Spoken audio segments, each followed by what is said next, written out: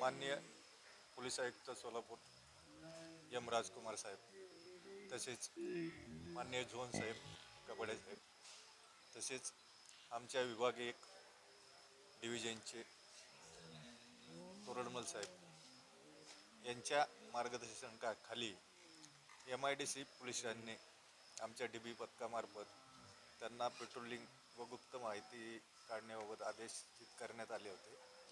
त्यानुसार त्यांनी संशयावरून एकूण 3 आरोपींना ताब्यात घेतलेले आहे.